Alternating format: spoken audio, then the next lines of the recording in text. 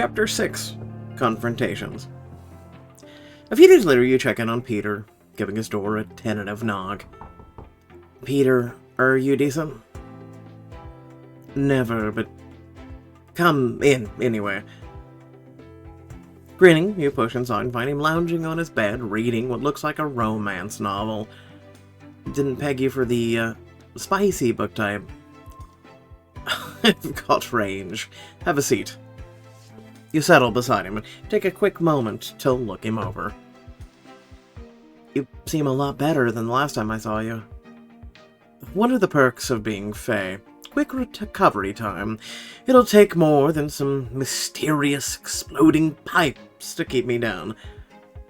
But despite his cheerful tone, your heart aches at the sight of his still healing scars. Reading your face, he raises an inquisitive eyebrow. What's up, Buttercup? Spill. I can't help feeling guilty. Lila, my injuries aren't your fault. Not directly, but I'm still to blame. I came here and exposed you to danger. And the worst part is, if I stay, it could happen again. He gives your shoulder a sympathetic squeeze, and you feel a calming energy radiating off of him. Any luck finding answers about that entity? Some. We found my grandmother's diary in her cabin. It gave me a few insights on whatever's following me. But even with everything I know now, I still have questions. Peter notices your outfit you found in your grandmother's cabin, and his eyebrows knit together in surprise. You know this is spelled, right? Even I can miss it. I found it with my grandmother's things. Apparently it's got some kind of protective spell on it. It certainly has. I recognize this magical signature. The witch that cast it was very powerful. Maybe, but it's old. Who knows if the spell's still holding? Well, lucky for you, you've got a Fae friend who knows how to find out. Give me your arm. As you hold it out, Peter closes his eyes and extends his hand over your wrist. A whirl of blue light swirls below his palm until, pop! A spark ignites, bouncing off the fabric of your outfit and dissipating into the air. What was that? Oh, testing charm. If an outfit's magic was no longer working, you would have felt a little shock, but the charm bounced right off, which means the spell's still doing its job. Very well, actually. With this and the 2 galleon protectors, you should be able to fend off almost anything. How's Operation Bodyguard going, by the way? So far, so good. I have to admit, I do feel safer with the 2 of them at my side. At your side? Is that what we're calling it? You don't seem to go anywhere without one of those gorgeous creatures attached to your hip. You give him a small shrug and feel a bit of heat touch your cheeks as you ask. Peter, how long have you lived in Hidden Grove? How well do you know Alexander and Skyler? Why do you ask? No reason. Right. Okay, but come on, tell me about him. Well, Alexander I know as well as anyone, but he's definitely not a sharer. He's always kept to himself up in that castle of his. That said, I don't think I've ever seen him as cheerful as he's been lately. This is him? Cheerful? Absolutely. In fact, the other day, I could swear I saw him smile. I suspect your presence might have something to do with it. And Skyler? He's the exact opposite. Everyone knows him. He's a complete open book, especially for you. You've turned the town's fiercest alpha into a loyal puppy dog. And I've noticed you aren't exactly immune to his charms, or Alexander's for that matter, as different as they may be. Well, I'm not gonna lie, they're definitely attractive. But speaking of Skyler, if I don't leave now, I'll be late to meet him. By all means, go. I don't want an angry werewolf showing up on my doorstep looking for you. You jump up and head for the door as Peter waves a cheerful goodbye. Give the puppy dog my regards. When you arrive at the base, the pack members greet you with an assortment of smiles and friendly waves. Hi, Bae. Morning, Lila. Any luck with your research? Making some progress, but we've still got a ways to go. You look around for Skyler, but he's nowhere to be found. Then you spot Grace waving from the front door of her house. Hey, Grace. What are you up to? Oh, you're very polite, Lila, but you can just go ahead and ask me where Skyler is. Maybe I was just curious. I wasn't just looking for Skyler. Sure, you weren't. Okay, fine, where's Skyler? Grace chuckles and hooks herself in the direction of a thicket of trees. He's leading a training session for the younger wolves and keeping them out of everyone's fur. Thank God. Come on, I'll bring you over.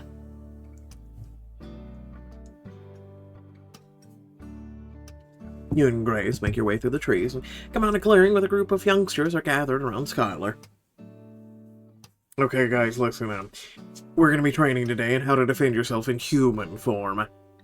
Why? We can just shift. As wolves, we're unstoppable. Don't be cocky, Kyle. None of you is invincible, not as a wolf and definitely not as a human. The new moon is coming up, which means... we're gonna have a harder time transforming. Correct. So, if you're ever stuck in human form, you gotta know how to defend yourselves. As you watch him work with the youngsters, your heart gives a little thump. Wow, he's so good with them. Such a natural leader. Really sexy in teaching mode. Let your eyes wander down the hard lines of his body, the enticing curve of his muscles, and your stomach gives a little thrill.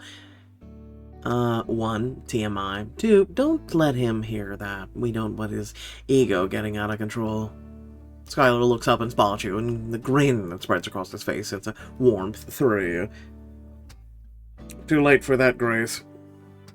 Looks like we've got a special guest, Lila. Come here and meet the whelps. Smiling, you join the group, who greet you like a pack of eager puppies. You're that new human everyone's talking about. The one with the creepy shadow thing following her. Don't be rude, Kyle. Pipe down, you two. Lila, these are the twin terrors of the pack, Kyle and Krista. That's, Chess. My, real name's Chester, but I like Chess better. Sounds tough. Good to meet you guys. How's the training going? Great. We're about to practice our self-defense techniques. Want in on the action?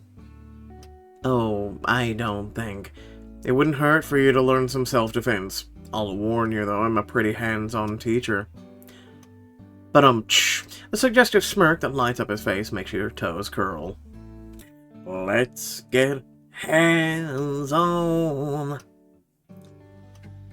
I'd love to, but you guys are gonna have to tell me what to do. This is all new.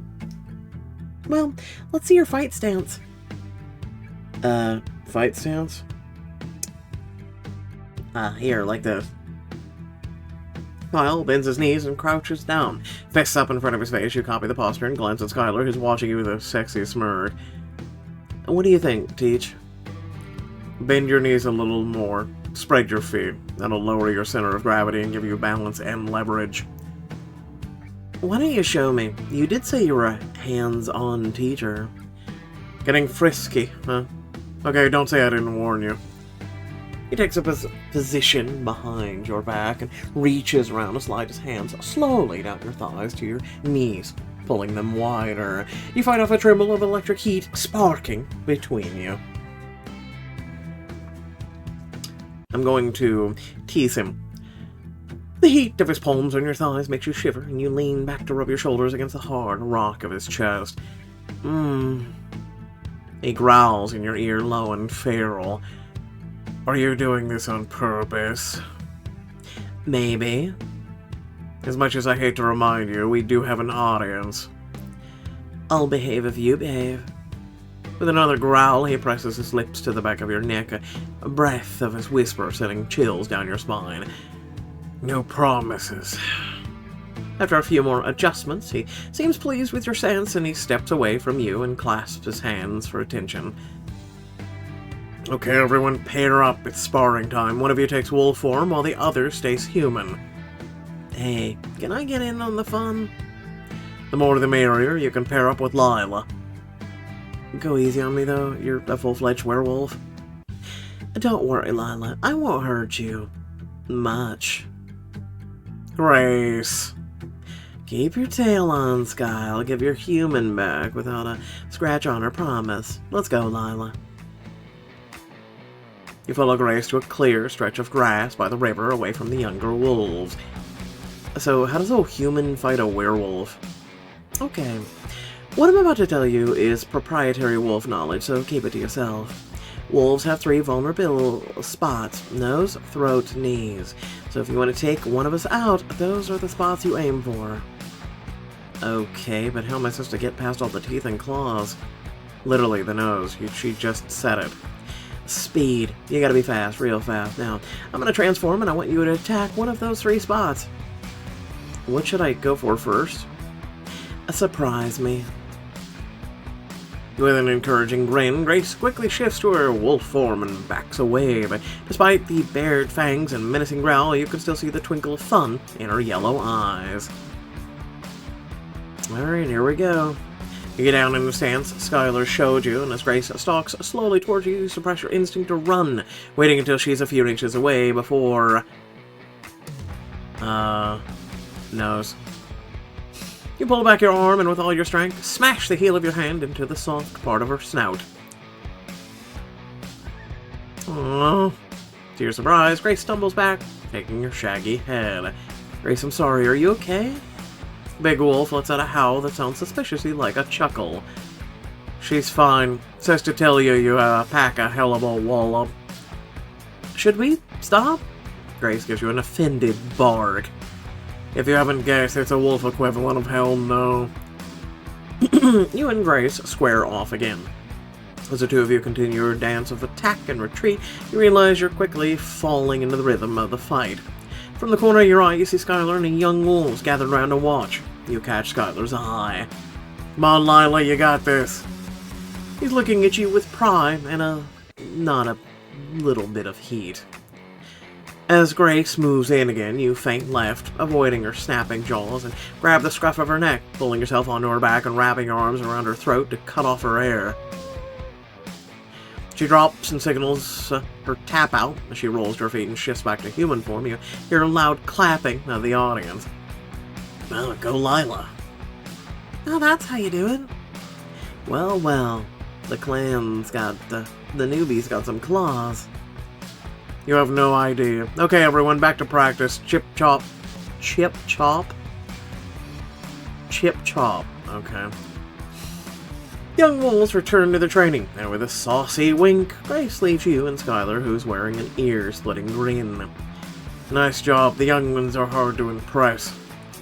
Did I impress you? Definitely. You bask in the praise, letting your eyes wander across the broad expanse of his shoulders and down the muscles rippling under his shirt. Good, but don't you think I could use a little more one-on-one instruction? After all, no one has moves like you do. He leans in closer, slinging his arms around your hips and pulling you towards him. Been paying attention, huh? Very closely, but not just here. With the entity, too. It's still out there, and if anyone can keep me safe, it's you. Come on, show me some tricks. What's the best way to defeat an opponent? The best way? Watch the eyes. Natural instinct is to watch your opponent's hands, but that can be deceiving. If you watch their eyes, you can see where they're looking and anticipate. Their eyes will always telegraph their next move. So I should always be watching their eyes? Sure, but I wouldn't hate if you watch the rest of me, too. When it comes to you, though, my eyes are always on the same thing. His gaze rakes down your body and back up, and your stomach flutters in response. Still, you can tell, despite the clear invitation, that he's serious. He's not just teasing. He really cares. Come on, Alpha. Show me what you got. Oh, this is gonna be fun. Okay, I'm gonna come at you, trying to guess what I'm gonna do. You get down in your stance, fist raised to protect your face, and focus on Skyler's eyes. He grins for a second, and then, like a snap of lightning, he comes at you from the left. But he's looking right. I'm going to block him, duck left. Block him. His fist flies at your left side with startling speed, but as he pivots right, you fling your hand up and block the punch. Skyler smoothly dances back with a proud grin. Nicely done, gorgeous. I had a good teacher. Okay, let's go again. As you continue to practice, your ability to guess his moves gets better with every attempt, but after a while, your arms start to feel like lead. And worse, it's getting harder to concentrate as you focus in constantly, mulling to the flex of his muscles and tantalizing sweat on his upper lip. You're distracted, Lila. Where's your head at? You back away, panting, and can't keep the coy grin off your face. Right where it should be. Uh-huh. Want to go another round? What I really want is to lick the sweat off his lip. Ladies, let me know if that's a thing for you. His arms around me to get a surprise attack in. You look back at the group of youngsters practicing their lessons. They're focused on sparring and not looking in your direction. You saunter to his side, pull his face close to yours, and with a deep, sensuous chuckle, lap away the moist sweat on his upper lip. Salty. His arms come around you and pressing your hips to his, the heat from his body like a furnace against your skin. If you like this, just wait until you've seen me in some sweatier scenarios. His hands lie down to your bottom, his hips grinding against you. You can feel the wet forming between your legs. Skyler. Hey, love pups. In case you hadn't noticed, the sun's going down. Lila needs to get to Alexander's place before dark. Skyler tenses, his possessive fingers digging in your hip. His reluctance to adhere to the agreement is clear. I can take her, boss. I'm your second in command, after all, and you gotta finish up with the kiddos. Besides, I've been meaning to ask Alexander something. You can feel his hesitation, but he shoots a glance towards the young wolves, still practicing their sparring skills. Fine, but don't let her leave her side, Grace, and keep your head on a swivel. With the entity still on the loose, no one is safe. Aye, aye, Cap. Sliding his strong hands to your lower back, Skyler presses his lips to yours in a passionate, lingering kiss. Sure you have to go? Less sure than I was a second ago. Reluctantly, he lets go. Watch yourself, Lila. I still don't trust him. Well, I do. I'll be fine. See you in the morning. As the sun disappears from the sky, you follow Grace to the castle, find Alexander waiting for you in the shadows of the front door. Good evening, Lila. Evening, Alexander, or would good morning be more fitting for a vampire? It's a pleasure to see you as well, Grace. I much prefer your presence to the mangy alpha of yours. Now, Alexander. Skyler's a good person. If you two put aside your differences for just a minute, you'd say that. I shall endeavor to do so. For you and Lila. Very gallant. Anyway, I'm not just here to deliver, Lila. I wanted to ask you for some gardening tips. My plants are practically screaming for help. I'm happy to answer any questions you may have. Shall we go into the garden? As you follow behind, Alexander guides Grace through the flower beds, the two of them breezily discussing grow zones and soil pH. I'm surprised Grace is so comfortable with Alexander.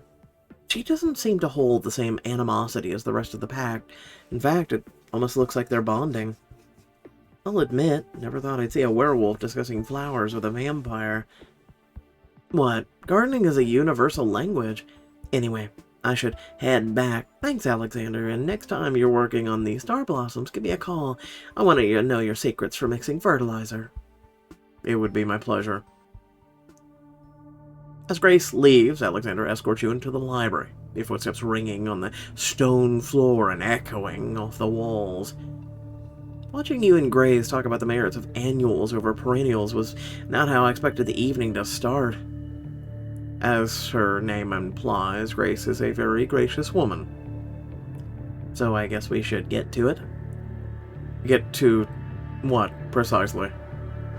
Feeding? It was the bargain, right? You protect me, I'll let you drink my blood. You're not just here to feed me, Lila, you are my guest.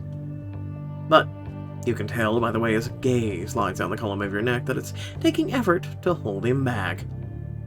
I know, but I kinda enjoy the experience, and I'm pretty sure you do too. I cannot deny it. The sharp narrowing of his eyes, like a physical manifestation of lust, let you know that just how much an understatement that is. He's thinking about the last time he fed for me and how it turned into more than just feeding. And you're thinking about it too.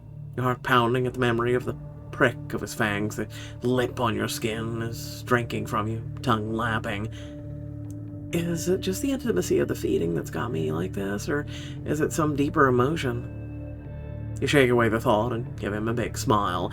So, which do you want, wrist or neck? You hope your casual tone hides a tremble as he gently clasps your arm, and the feel of his cold, slim fingers sending chills up and down your spine. Your wrist will be sufficient. He brings it to his mouth, his gaze capturing yours, mesmerizing in its intensity. His fangs pierce your skin, and his blood flows your breathing shallows. Let him know how much this turns me on. Alexander, this feels so good. His fangs retract and you fight the urge to moan, but when he swipes his tongue slowly and softly along the marks he's left behind, your heart skips a beat. A vampire's bite is designed to bring pleasure. It makes our prey more compliant. You tremble again, a tremble of not of fear, but of desire. He cut you off with a harumph as he clears his throat. Thank you, Lila. You don't have to thank me. I do. And to show my gratitude, I'd like to bring you somewhere. It's a very special place. A place I have not brought to anyone in many years. In that case, I'd be honored.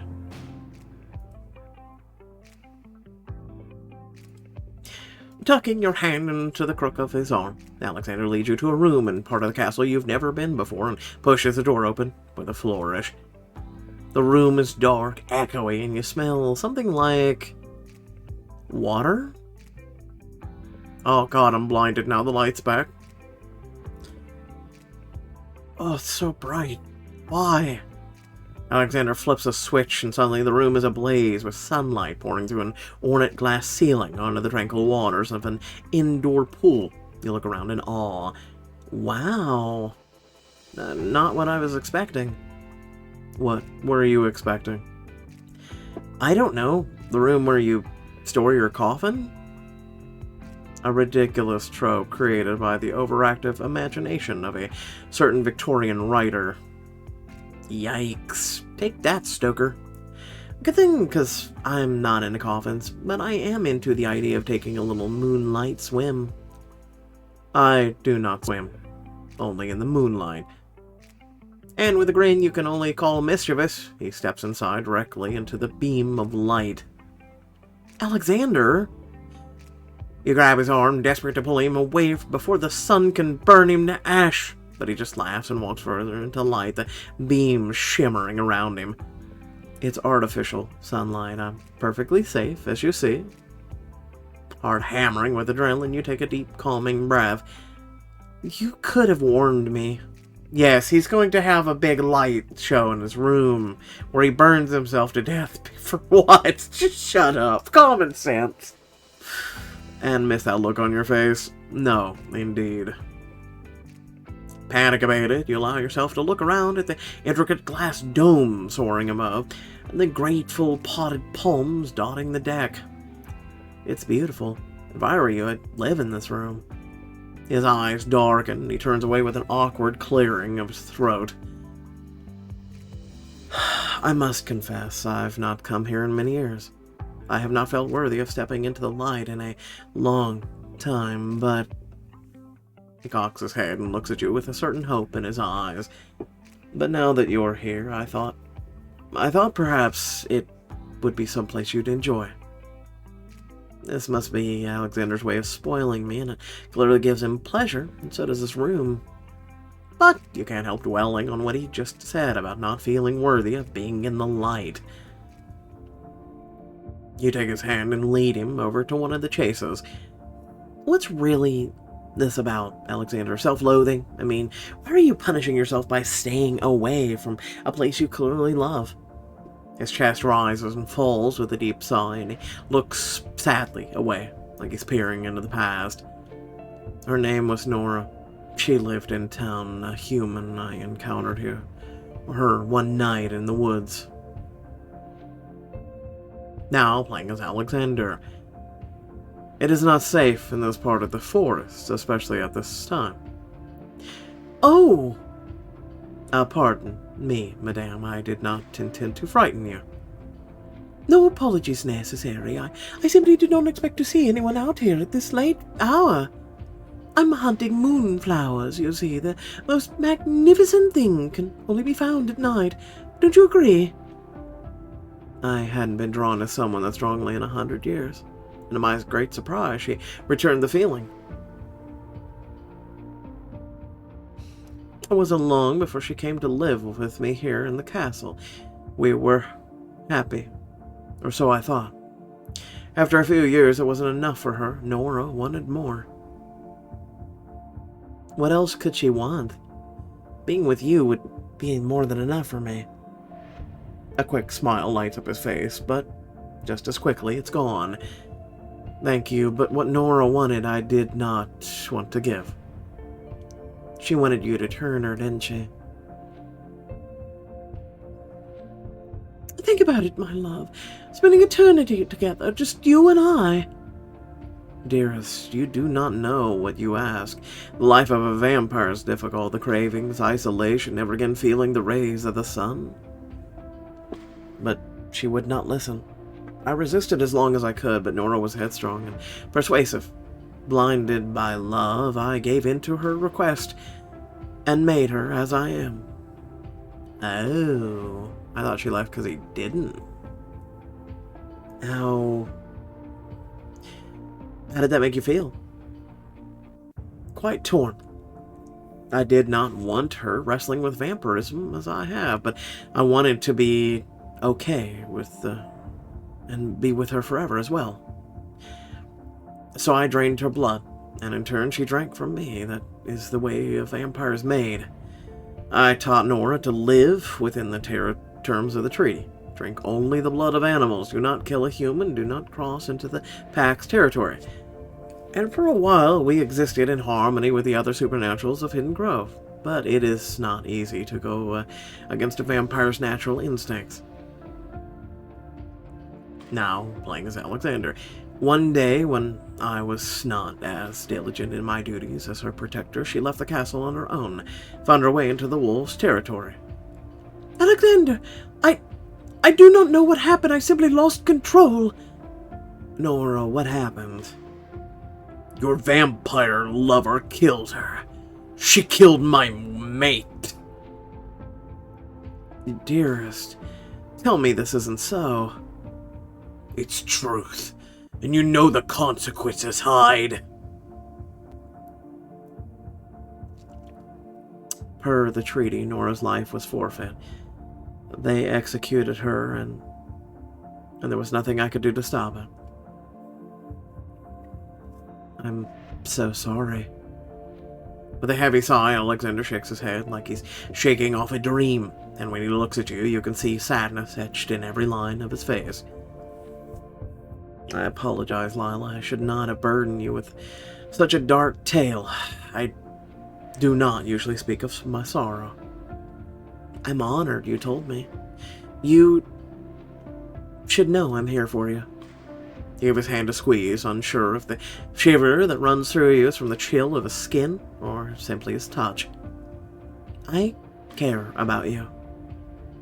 I care about you too, Lila, more than I've cared about anyone in 100 years. He takes a deep breath and looks away. It's quite strange. I feel a connection to you I haven't felt in a century, Lila, a connection more acute than any since I was turned. And no matter how hard I try to build walls against you, you continue to knock them down with little effort. Drawn by the pain so naked in his eyes, you lean towards him to wrap him in a tender embrace. Oh, Alexander.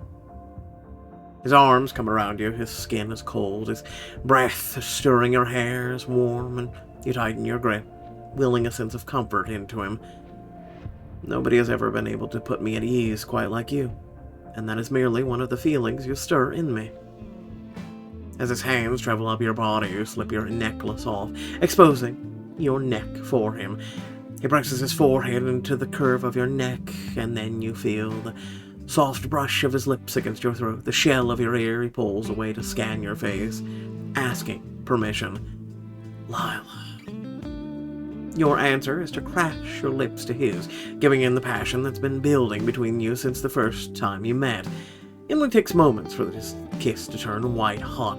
His lips slant hard against yours. The feeling of his hand sliding down your spine ignites every nerve along the way. Lila, You pull back, your gaze locking on his. The need in his eyes is a shining mirror of your own, and the way your body's tingling, you know it wants him.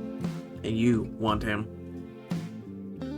We're gonna go as far as this'll go before it gets all upset with you two, and vice versa.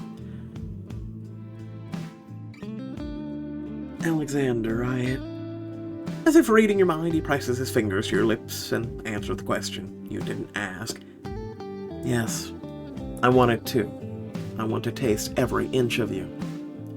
You carefully slip off your necklace, which we literally just said a minute ago, and with a groan of barely restrained passion, his tongue brushes your neck, tracing a lazy trail from the curve of your jaw to the hollow of your throat. I want to lick your skin. His mouth trails down your wrist to nip at the hard peaks poking through your top. Feast on your breasts. Down, boy. His eyes lock with yours again, the intensity there like a storm about to break. Tonight I will devour your body, and I will be taking my time. His words spark a throb between your legs, and without meaning to, you moan. Alexander, I brush my lips softly to his, match his fierceness with my own. You wrap your fingers around the back of his head and crash your lips to his like a storm wave against the shore. And with a hungry growl, he returns the passion, pinning your hands above your head. You think you to master me? I think tonight will be a contest of wills. One you will lose. Either way, we both win. Indeed we do. With a jerk, he pulls your legs up around his waist, his hips grinding hard against your already wet core. Your eyes snap shut as you let out a gasp. His hips take a slow, rolling rhythm that quickly has you panting. Then his weight is gone. You open your eyes to find him kneeling between your legs, watching you through narrowed eyes. Bear yourself to me, Lila. You will do as you're told. It's not a request, and part of you wants to rebel, but the other part... I want this. I want to surrender to him. Eyes locked, you begin to peel away your clothing, taking back a measure of control by drawing the moment out with slow, deliberate movements, making him wait. When your clothing is pulled on the floor, your body exposed to his gaze, he nods towards the pool. Now get in the water. Slowly descending the steps into the pool, the water feels especially chilly against your heated skin, and you feel your nips stiffen as it splashes against you. Good girl. The purr of approval in his voice, the hunger in his eyes as he drinks you in, sparks some primal chord inside you. Alexander wanted to protect Nora, but he couldn't, and it haunts him. He needs to be in control. He needs to dominate me. And at the moment, you need to. You feel a pulse between your legs, followed by the slick of arousal as you give the permission he seeks. Tell me what to do. Open your legs. Without hesitation, you comply, sitting on the edge of the pool, spreading your knees and exposing your core to his gaze. There's something so erotic about being bare and vulnerable before him as he watches you, fully clothed and in command above you. Alexander. Shh. Then he begins to undress, and you watch, mesmerized by the first sight of his naked form. We've already seen it. Every line of his body's long, taut, his life gloriously hard for you. Ruh-roh.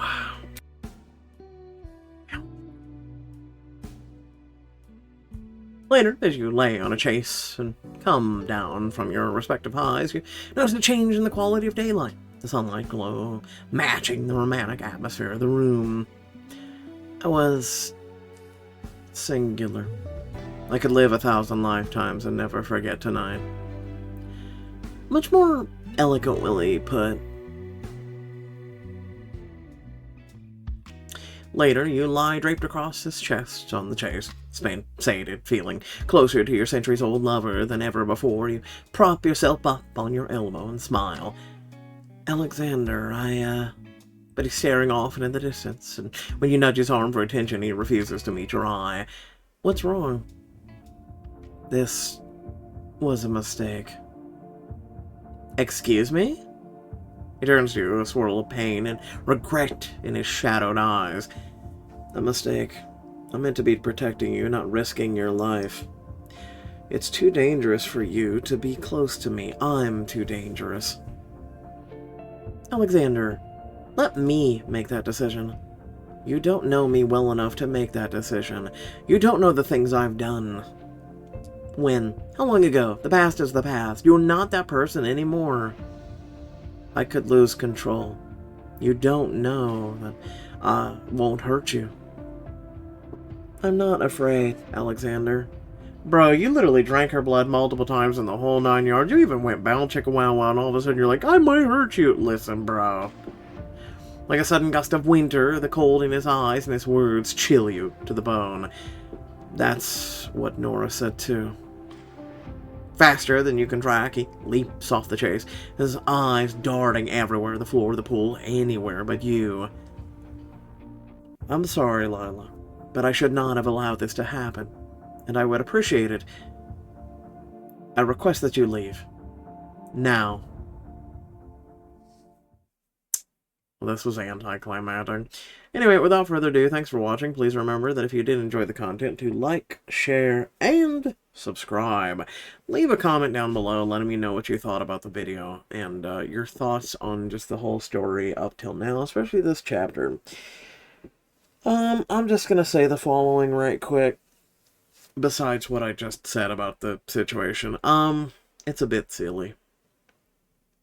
Look, guys, everything's going really swell, and we're learning about Skyler, and we're learning about Alexander, and we're learning about the pack, and town, and Peter, and all this other stuff, and the only thing that's really dramatic is the entity. No, we need more drama, so quickly, let's have him, after revealing him his dark secrets, and, you know, the night we've had together, let's all of a sudden him question everything.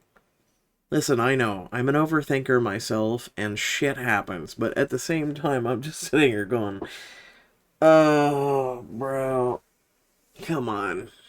Come on. Like I just said, he's fed off her numerous times, has kept his control, literally and figuratively, we just did the deed and the whole 9 yards, and you're coming out of nowhere.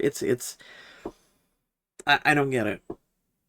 I don't get it. I meet people like that too, that make situations out of something that doesn't exist. Like, anything could happen. Let's be honest. Anything could happen in life. She could go out tomorrow, walk across the street, and get hit by a car and die. Listen, bro. It's called living your life to the fullest. Just live your life.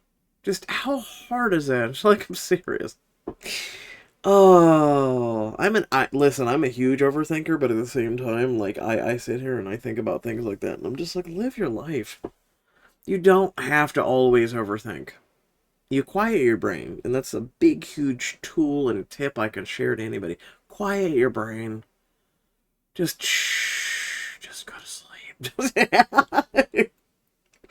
I don't know, like I said, let me know your thoughts. Otherwise, thanks for watching, catch you all later. Peace out.